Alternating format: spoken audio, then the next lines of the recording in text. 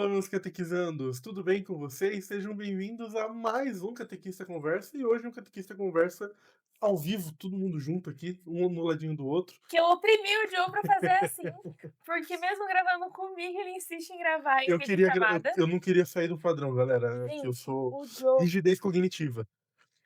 o laudo vem. Ai, ai, ai. Mas enfim. Mas hoje eu recebo aqui minha noiva, Carol Quinteiro, a mulher mais linda da face dessa terra. Seja bem-vinda aqui novamente pro canal.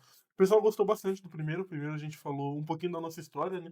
No especial Dia dos Namorados. Foi bem brega, Bem bem. brega, mas Nossa foi Senhora. muito bom. Vai lá, ver, se você não viu ainda, vai lá ver esse primeiro. Depois volta aqui, mas eu tinha falado que ia te chamar. Inclusive, se você está vendo esse vídeo ainda em outubro, coloque aí nos comentários um parabéns, Carol e Joe, porque nós estamos fazendo 9 anos juntos. Exatamente, dia 25 de outubro agora a gente faz 9 anos que a gente começou a namorar. Agora não somos mais namorados, somos noivos. E se Deus quiser, não vai demorar muito pra Um gente ano e estar meio, galera. casado. Faz a conta aí, faz uma conta aí. Falta exatamente um ano e meio. 1 ano e meio pra gente estar casado. Mas não é o tema hoje, não é a nossa relação.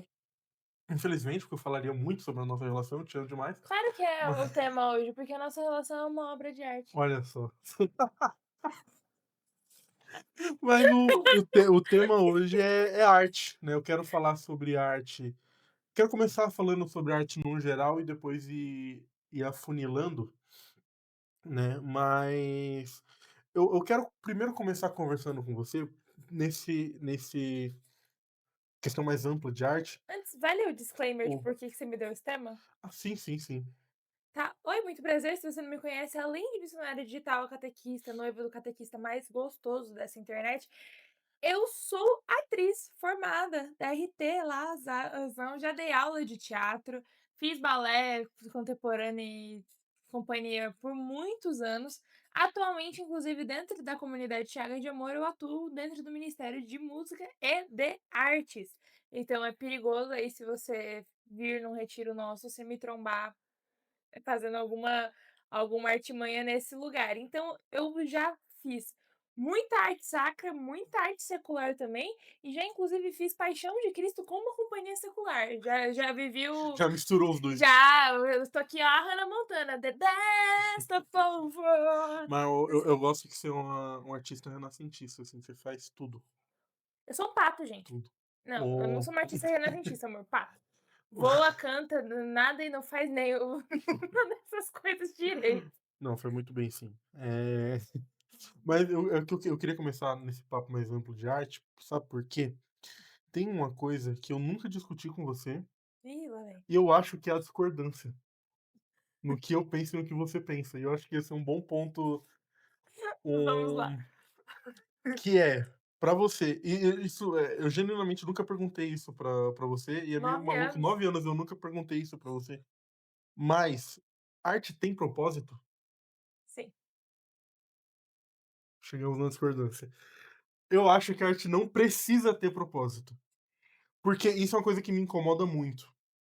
A galera, sempre que eu vejo pessoas criticando arte, criticando qualquer forma de arte que seja, me incomoda muito a galera do arte tem que.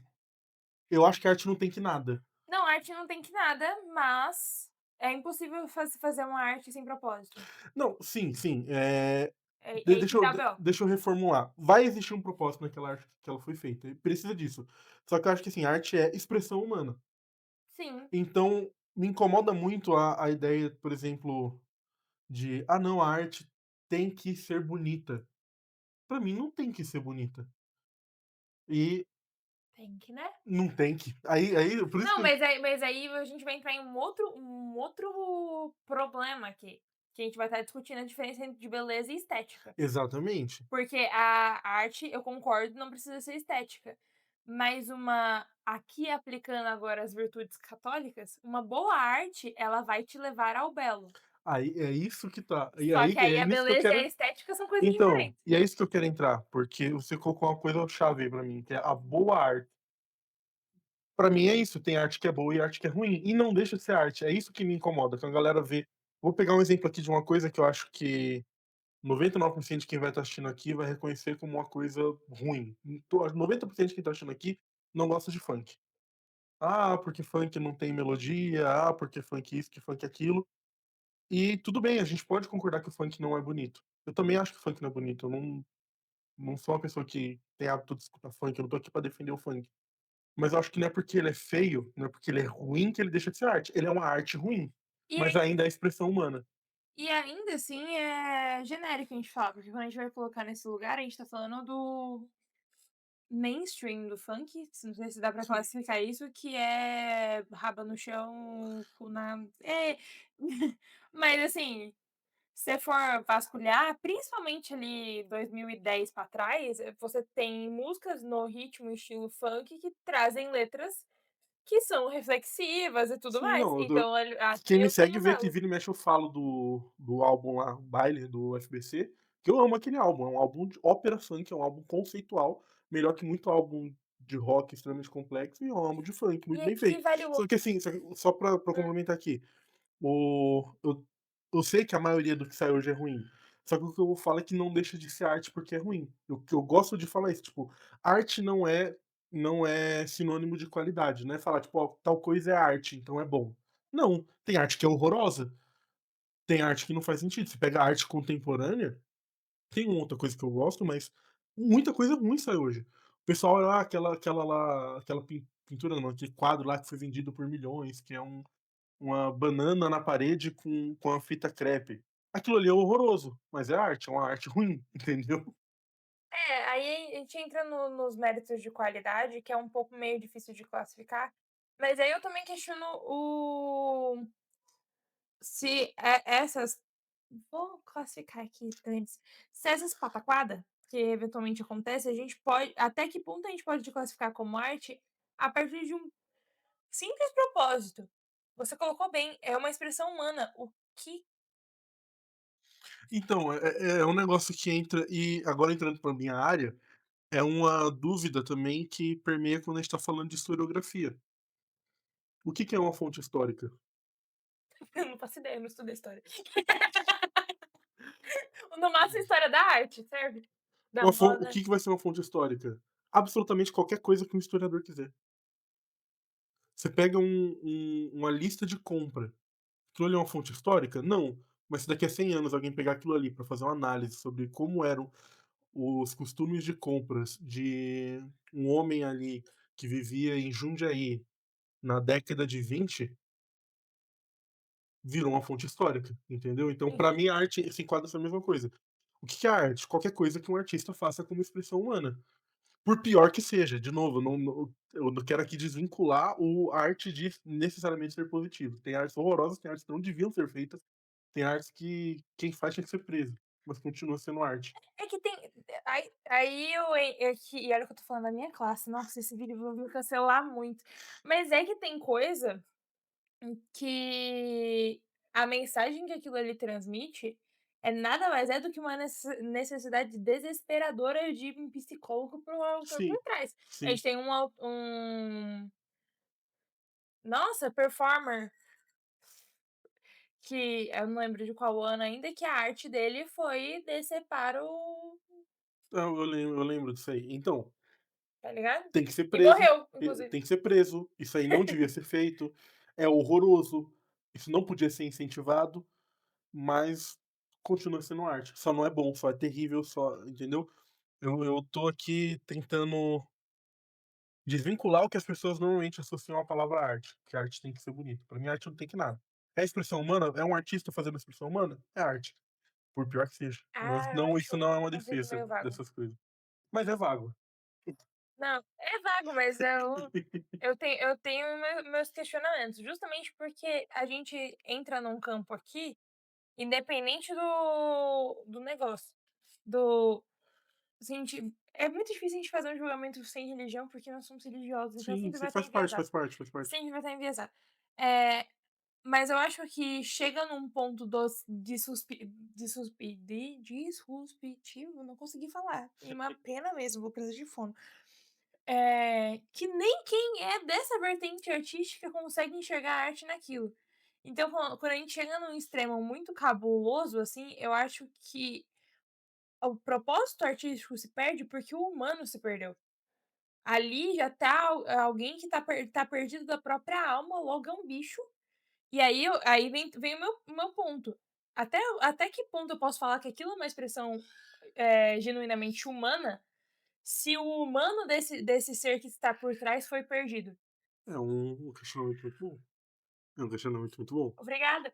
Por exemplo, eu volto nesse maluco aí, nesse performer que, né, hum, e se desviveu fazendo isso. Tô tentando não Uhum. coisar, eu já falei a palavra errada aqui.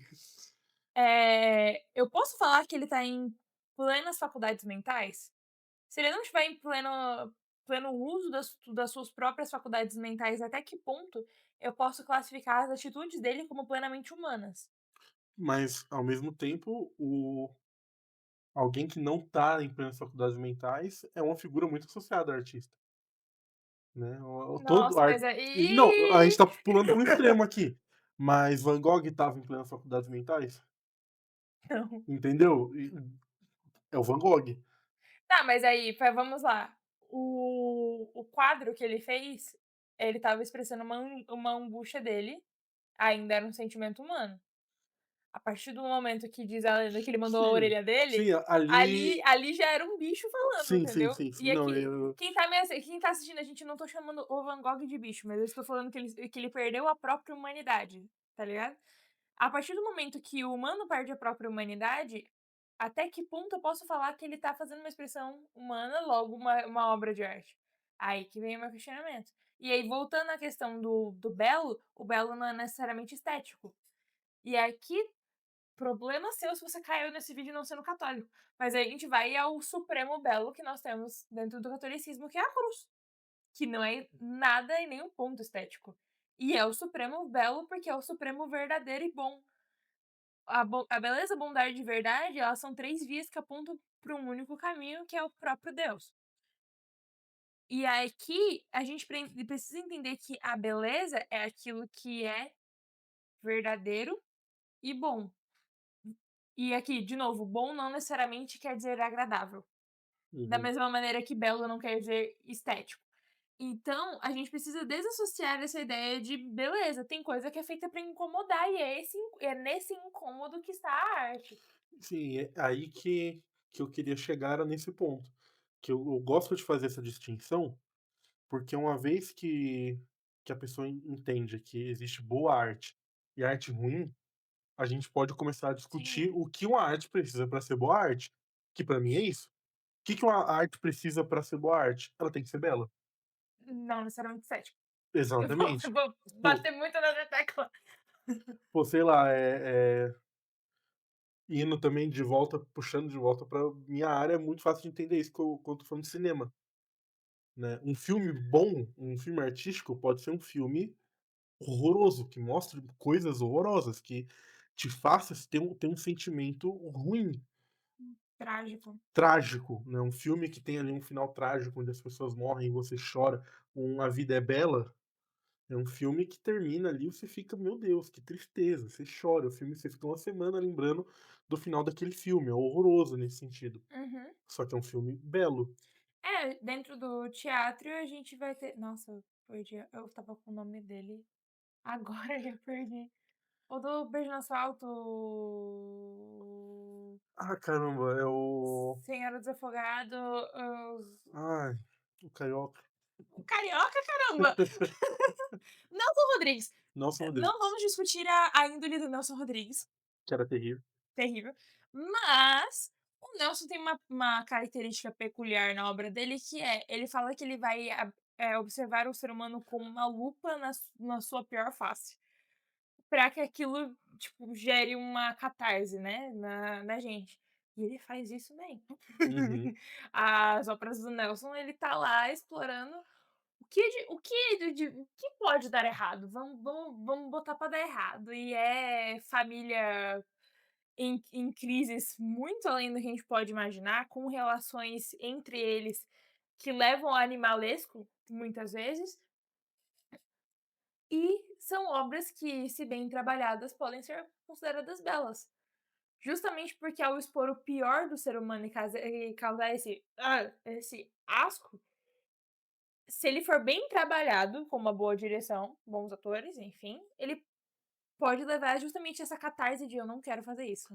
Sim, E isso se é ele levar isso, ele é bom e verdadeiro, logo ele é belo, entendeu o ponto? De novo, e não estou falando da pessoa, estou falando da obra, vamos separar aqui. ou é a morte do artista. A morte do artista. Só que isso é interessante, porque você bateu no ponto, tipo, de como fazer, né, de ter um bom diretor, de ter bons atores, porque isso também é essencial para você ter uma boa arte, a execução daquilo, porque Aham.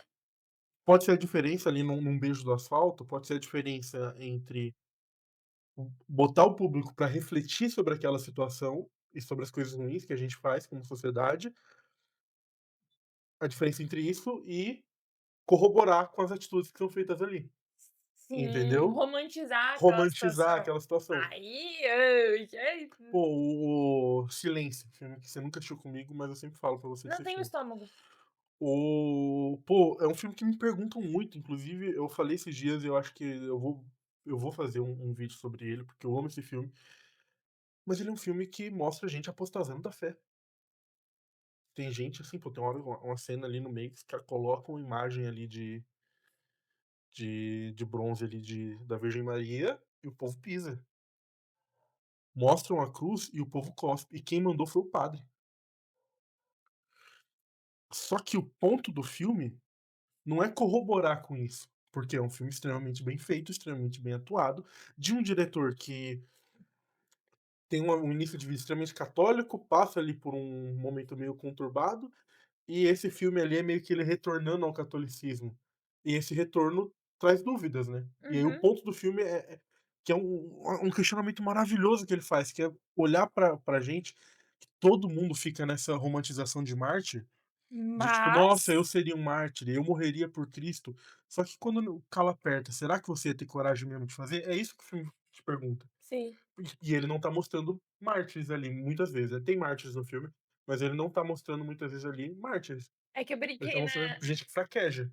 eu que brinquei no episódio que tá saindo no dia da que a gente tá gravando, então pra vocês ontem do Santo Pode lá, de tipo, eu escolheria a cruz, mas eu rezo muito pra que meu anjo da guarda me fizesse não ser covarde, porque eu tenho certeza que eu fugiria.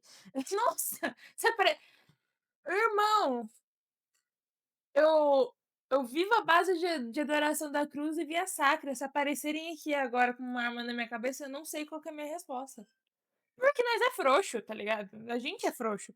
E aí, uma obra que olha na tua cara, aponta o dedo na tua fuça e fala: "Você é um covarde, ridículo, frouxo", é bom de vez em quando. Sim. Porque a gente tá acostumado a olhar pra história dos mártires e, tipo, São José del Rio, 13 anos lá com o pé cortado, que viva Cristo Rei. Aí a gente fala: "Não, faria, que viva Cristo Rei, que é viva".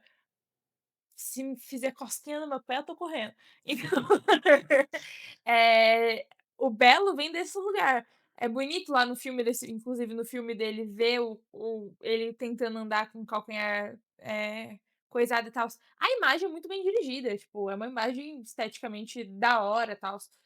Mas não é confortável, mas é justamente por esse lugar de dedo na ferida, assim. E aqui, já me explicando sobre silêncio, vamos deixar muito claro, o Joe sabe disso, eu sou uma atriz e uma diretora sanguinolenta, gosto de fazer cena mas eu não gosto de assistir.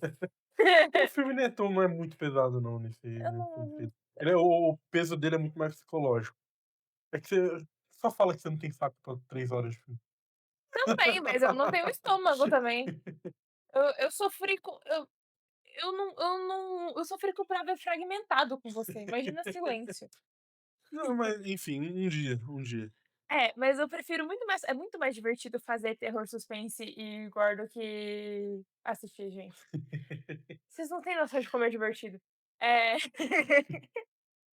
Mas, agora que a gente tá falando aqui sobre boa arte, né, e óbvio que nem sempre a gente tá falando sobre o desconforto também já pra quebrar esse Aham. paradigma, mas é óbvio que não Né, precisa também ser nem tudo é pra ser nem tudo é desconfortável. pra ser E tá desconfortável, tudo né, bem. e tá tudo bem. Então assim, é muito importante quando a gente tá falando de arte, agora num contexto religioso, que ela traga o belo e que ela traga muitas vezes esse sentimento positivo, esse sentimento bom, aquela coisa ali que enche o coração. E isso vai arte, assim, sacra, a gente tem que abrir um leque muito grande, porque o pessoal, sei lá, vai pensar em pintura, mas vai muito além de pintura. É pintura, é escultura, é teatro, não na missa, mas é teatro, é fotografia. Eu queria já fazer o disclaimer que todas as vezes que me viram fazendo teatro na missa foi por pura obediência que eu tomei sopão. Mas o padre mandou, a gente faz, galera, eu não tô a fim de discutir com o meu pároco, valeu. É. Hum, engraçado, mas muitas vezes a arte sacra também vai ser desconfortável. Sim, sim, sim, vai, com Eu vou dar o exemplo aqui da minha segunda paróquia, tem 3 paróquias nesse momento, né. Da minha segunda paróquia que tem a imagem do Cristo morto debaixo do altar. Eu já tomei muito susto com aquela imagem, nossa senhora! Pra quem não sabe, é a comunidade Chácara de Amor fica em Santana de Parnaíba, que tem a igreja mais antiga da nossa diocese, que é a Paróquia Santana. E as imagens lá são barrocas, elas são ultra realistas para o pra tecnologia de 1600, né, mas enfim. E aí elas são moles, assim, e tem cabelo de verdade, aí tem um Cristo morto num caixão de vidro debaixo do altar. É extremamente desconfortável. certeza. Eu já assustei com aquilo lá. Mas, ao mesmo tempo, a gente tem obras como a famosa Capela Sistina, que é para elevar a alma, né. A gente tem, puxando, né, sardinha para nossa diocese, a gente tem aí na catedral, no santuário eucarístico, as paredes inteiras pintadas com obras belíssimas, que vêm justamente desse lugar de ajudar a meditação, ajudar a contemplar o céu, a pensar no alto. Ajudar também a ensinar sobre coisa. A Sim, catequese, assim, a arte na igreja, ela tá intimamente ligada com catequese. É só você parar pra pensar, rapaziada, que 70 anos atrás, a gente tinha, tipo, menos de 30% da população brasileira. 70 não, desculpa, 100 anos atrás, a gente tinha, tipo, uns 30% da população brasileira alfabetizada.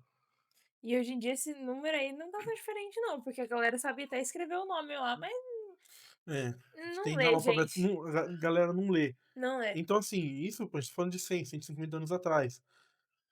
Pô, a gente tá aí há 2000 anos. Sim.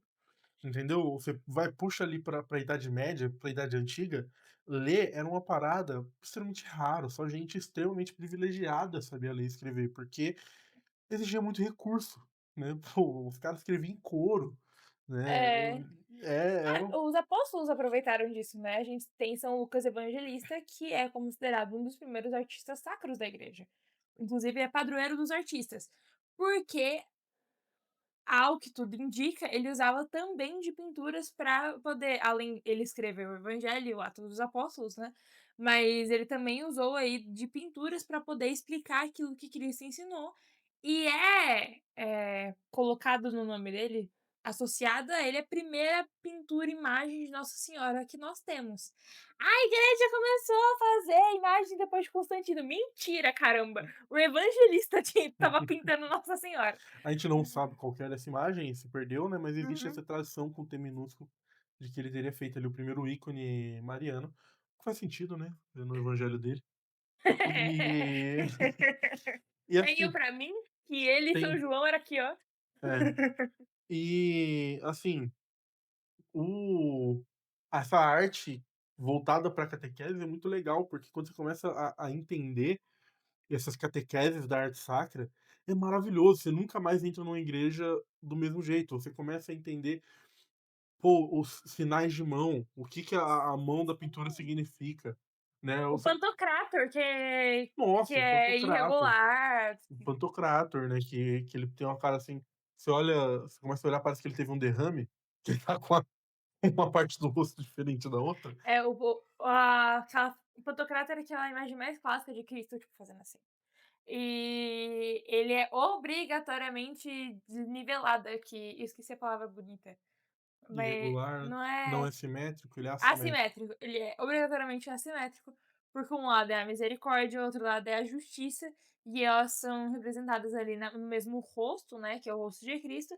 E tem um detalhe que eu amo muito, que depois que o Railson me explicou isso, eu fiquei tipo, que é o pescoço de Cristo no Pantocrator não é afinado igual é em todas as artes bizantinas. Você sabe por quê? Porque ele tá com o verbo, ele Ele tá tá com o com verbo ele engasgado. tá bom, isso é Mano, maravilhoso, isso é ah! maravilhoso. E, tipo, olha como pode ser rico, sabe, assim, você vai olhar pra uma imagem de santo, uma E elas imagem contam a história do e santo. você olha para aquela imagem de santo, tipo, eu estou olhando aqui para a imagem que está aqui na minha frente, fica ali no meu cenário, a imagem de Santo Expedito. Olhando para essa imagem, eu já tenho ali várias coisas da história dele. Eu já sei que ele era um soldado romano, eu já sei que ele é mártir, por conta que ele está segurando a palmeira. Ali embaixo vai ter o corvo, e ele está segurando a cruz, escrito Odie. Então, assim, é É, todo. Você tem ali boa parte da história do santo inserida na imagem dele. Era assim que a igreja sim. ensinava. E é engraçado, eu lembro de um episódio do quando eu ainda era catequista de crisma contigo, que a gente tinha tradição de no em novembro a nossa catequese a gente ia fantasiar de santo, né. E teve um ano que a gente foi e a gente estava eu e a Sara, que é a irmã do Joe, com raminhos na mão, porque eu estava vestida de Santa Filomena e ela de Santa Luzia. E a gente perguntou: "Alguém sabe por que a gente tá segurando raminhos?" E aí a turma começou a discutir e alguém gritou: "Domingo de Ramos, alguém morreu". E aí eu fiquei tipo: "Ah, é", entendeu o bagulho? É nessa pegada. É nessa pegada, mas assim, co os símbolos, como eles são repetitivos, eles começam a ter sentido na cabecinha de quem tá aprendendo. E aí as coisas vão se, misturando, né, e isso é incrível. As cores, geralmente, dos mantos que os santos aparecem, geralmente já explicam alguma coisa, ou contam sobre a ordem religiosa que eles eram, ou sobre alguma virtude que eles conquistaram. As santas que aparecem com coroas de flores na cabeça são sempre virgens. São ou que protegeram bravamente a própria castidade, alguma coisa nesse sentido que aconteceu. Mártir sempre carrega um ramos. São José carrega o lírio, que é o símbolo da pureza, porque ele é o santo master quando a gente tá falando de castidade, e por aí vai. Pô, é incrível essas coisas. Só que eu quero agora falei que eu ia afunilando, né. Eu falei de Ai, arte no geral, arte sacra, agora que eu falo da sua arte. ixi, oh Deus, Então, abre o baralho. o pra você, É. no geral, o que você mais gosta de fazer de arte, Putz, não lasca não. e depois eu quero que você pegue aí, não precisa ser no geral, mas tipo, uma parada de arte que você fez que foi que você mais gostou de ter feito.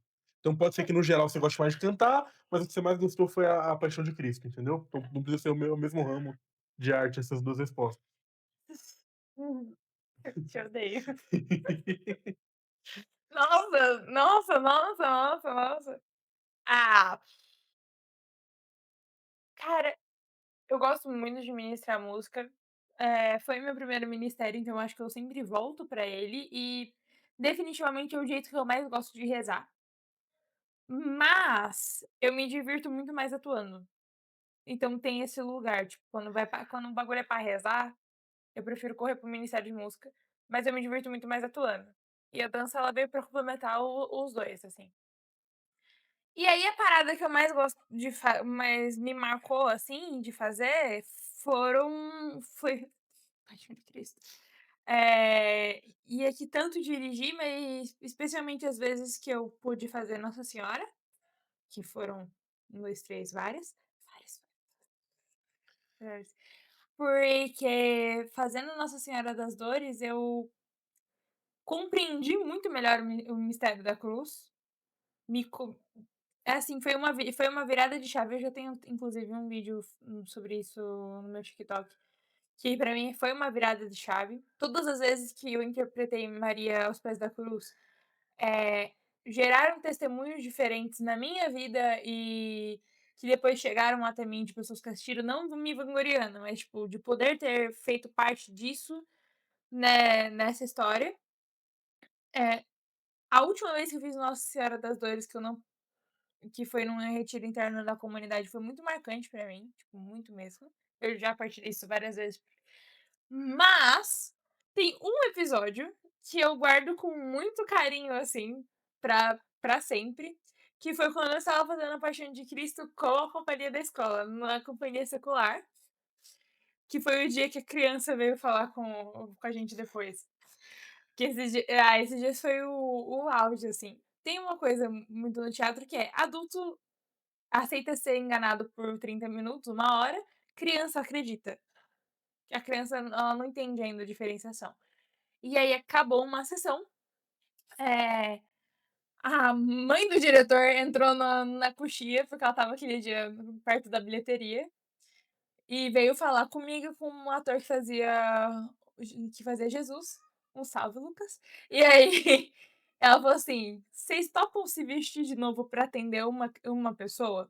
E foi engraçado porque nessa temporada especificamente, o diretor tinha dado pra gente a regra da gente se desmontar antes de cumprimentar o público. Ele falou: "Não, não é peça infantil, nada a ver vocês saírem de Jesus, Maria e Soldado lá fora do teatro". Aí a gente: "Mano, a gente não pode ir lá fora". Que nós faz? Pra não desobedecer, mas pra não largar a criança. A criança foi convidada a voltar para o teatro, e a gente colocou o figurino de novo, todos os personagens colocaram figurino de novo, a gente foi para o palco, e esse menininho subiu. E aí, me marcou muito no lugar de catequista, porque ele pediu pra voltar e ver a gente, porque ele estava com a atividade da catequese, ele queria mostrar pra Jesus e Maria. E aí, tipo, foi uma das coisas mais fofinhas que eu já pude fazer eternamente. Eu lembro até hoje do nome da criança, do rostinho, porque ele veio abraçar a gente, assim, se tremendo todo. Eu recebi ele primeiro, coloquei ele em cima do palco, ele foi abraçar o Lucas e ele estava, tipo, tremendo com a mãozinha gelada, ele mostrou os desenhos e ele tinha feito os desenhos da Via Sacra. E aí foi tipo, cara, eu pude participar um pouquinho na formação desse menino. Ele vai crescer, ele vai se tocar que ele não falou com Jesus e Maria, mas, eh, eu sei que esse é o tipo de memória legal que vai poder criar uma ilhazinha de personalidade no Divertidamente dele, sabe? Uhum. E que talvez ajude ele a continuar caminhando. Então, se eu puder ajudar uma criança a continuar caminhando através de algo artístico que eu fiz, eu já valeu a pena. Pô, muito bom, essa história é muito boa. Mas uma coisa que você falou que é legal, é que assim, a arte, muitas vezes ela é vista como uma coisa de externalizar, Sim. né, então, tipo, é o artista colocando para fora para o mundo ver, e aí a arte passa a ser sobre o impacto que essa arte vai ter no mundo, né. E você falou sobre o tanto que aquilo ali foi importante para sua vida espiritual. Sim, E a gente tem que lembrar que, tipo, antes da arte sair do artista e impactar o mundo, essa arte também tá impactando o artista, né.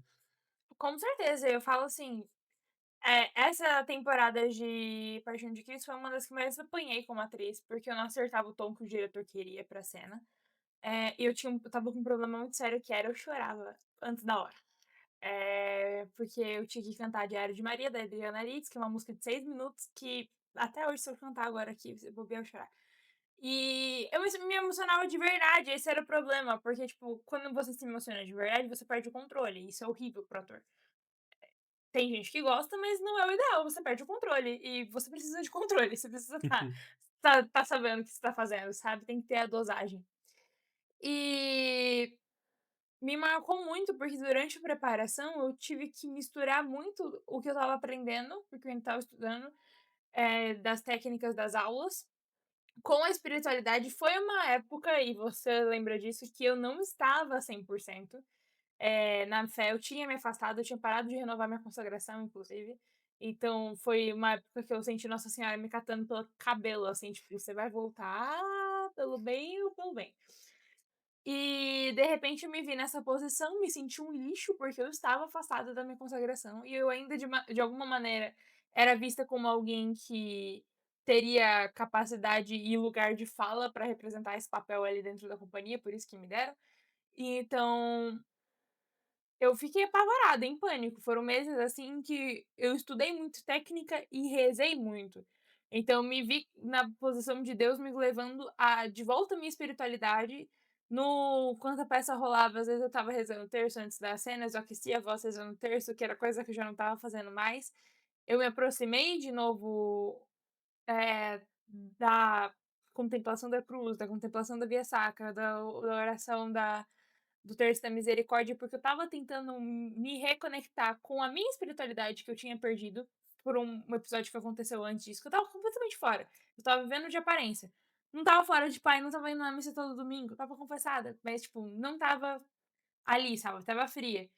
E me jogou muito de volta, e ao conseguir contemplar de novo aquela cena, eu me reconectei com com a minha espiritualidade e pude fazer.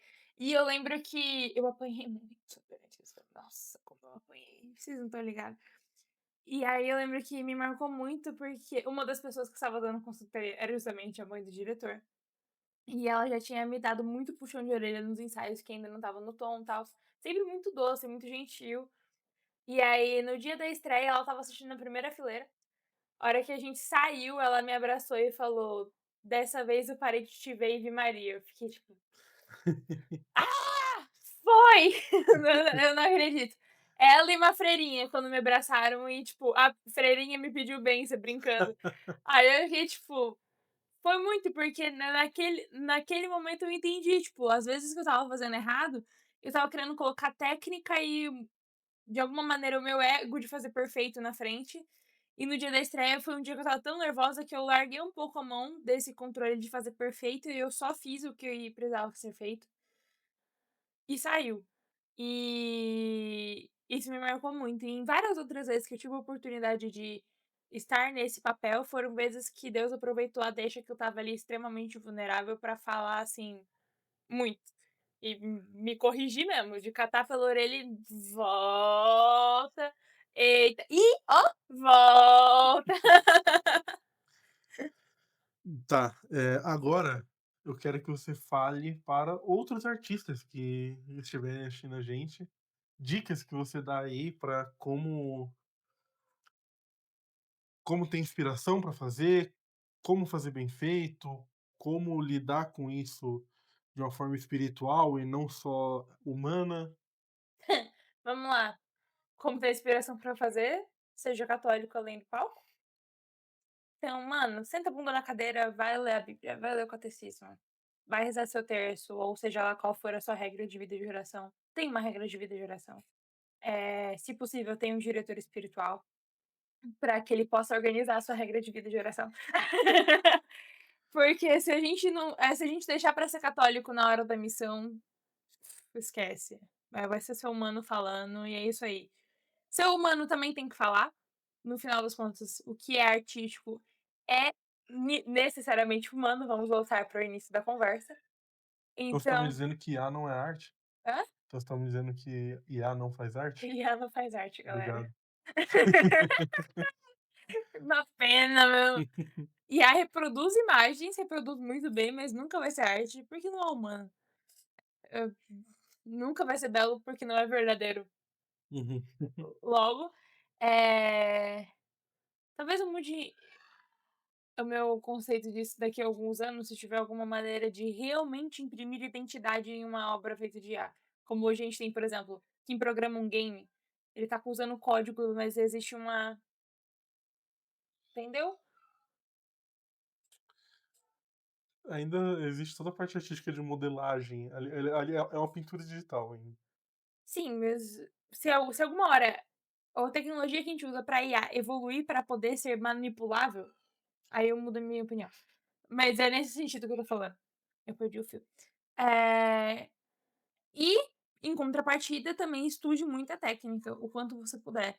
Seja numa escola, seja numa companhia amadora que você possa entrar, seja com vídeo no YouTube, se for outra modalidade que a gente tá falando aqui. Porque, ai, Deus, capacita os escolhidos. É verdade, mas Deus precisa de mão de obra, tá ligado? Deus transformou Pedro de pescador de peixes em pescador de homens, mas ele continuou usando o instrumento pescador. Uhum. É nesse ponto. Ele catou Paulo, que já tinha uma boa oratória, e ajudou, colocou nessa oratória conteúdo que levava para o céu. Deus sim nos capacita, mas Deus também usa daquilo que é propriamente da nossa humanidade para transformar aquilo para o reino, né. Ele expande as nossas potências, mas é preciso que a gente tenha potências para ser expandidas. Então, estude técnica e espiritualidade e faça aquilo ali o seu momento de geração. Sim, eu sempre acho que o pessoal tá até cansado de ver eu falando aqui sobre como algo para te levar a uma reflexão religiosa não precisa ser algo feito com a intenção religiosa. Então eu sempre falo muito isso aqui sobre Sim, filmes, sobre coisas, só que assim, não ache que não transforme isso numa barreira para que você não faça algo religioso, né. Então, assim, nem toda música que já me fez ter uma reflexão profunda de fé era uma música católica. Mas é importante que você, como artista, se deixe ser usado quando for para você ser usado, sabe. Não fale assim, Sim, tipo: "Ah, é possível fazer algo bom, belo e verdadeiro que não é, a princípio, católico", né, mas aí naquela contradição, se é bom, belo e verdadeiro já é sempre é católico, católico. mesmo que não saiba, mas tipo que não seja ali diretamente, né, e aí transforme isso numa barreira. Se assim, então se assim, se eu posso fazer uma música que não é católica e essa música ainda ser uma bela música, uma música verdadeira, então eu não vou fazer música católica. Não, se coloque à disposição, se deixe ser usado quando for para ser usado. E aí você vai fazer uma música católica quando for a hora de fazer uma música católica. Você vai fazer uma arte sacra na hora que for para você fazer uma arte sacra, assim, se você tem esse dom, coloque esse dom a serviço. Sim, é isso. Considerações finais. Considerações finais, se você quer surtar um pouquinho nesse tema, eu indico muito o livro do Roberto Mallet, Arte Pra Quê? Foi tema do meu choro e ranger de dentes por 6 meses de filosofia da arte durante o meu técnico de teatro, mas vale a pena. O livro bíblico de Cântico dos Cânticos. Se você quer saber o que é uma poesia pra sua amada, bela, boa e verdadeira, vai lá, todos os sapiensais, né, os sapiensais são riquíssimos nesse ponto. E busque se inspirar nos santos e santos que foram também artistas, então vale a pena estudar a história de alguns. São Lucas, a gente já citou aqui, é o nosso padroeiro, vamos lá. Santa Cecília, que é padroeira dos músicos. A gente tem São Jerônimo, que é padroeiro dos atores e atrizes. Mas a gente também tem alguns santos que não são padroeiros necessariamente, mas viveram a arte. E aqui eu cito os meus queridinhos do coração, Santa Teresinha e São João Paulo II, 2 grandes poetas, 2 dedicados à filosofia e 2 atores também, porque Santa Teresinha fazia teatro dentro do Carmelo e antes de ser padre, a João Paulo II, ou melhor, Carol Wojtyla, também era parte ali de uma companhia amadora, então é engraçado ver essa dualidade do que ele foi e do que ele se tornou, vale a pena estudar um pouquinho sobre eles também. Show. Muito obrigado, meu amor, por vir aqui, foi um maravilhoso o programa. Agora, esperar a próxima, a gente tem que fazer uma parte 2 ali só sobre dicas de uma parte 2 do nosso primeiro programa, só sobre dicas de relacionamento. Então você vai ser chamada mais vezes. É isso, se você assistiu até aqui, coloca aqui embaixo, comenta aqui o que que você achou, qual é a arte que você faz na igreja, ou a arte que você gostaria de fazer na igreja, o que você acha sobre a arte sacra. Não esquecem de enviar aquele vídeo para aquele seu amigo que é músico, que pinta alguma coisa, que é ator, envia lá para ele que vai ter algumas reflexões legais para ele pegar daqui. Curte, se inscreve no canal, fiquem com Deus e com o amor de Maria. Tchau, tchau.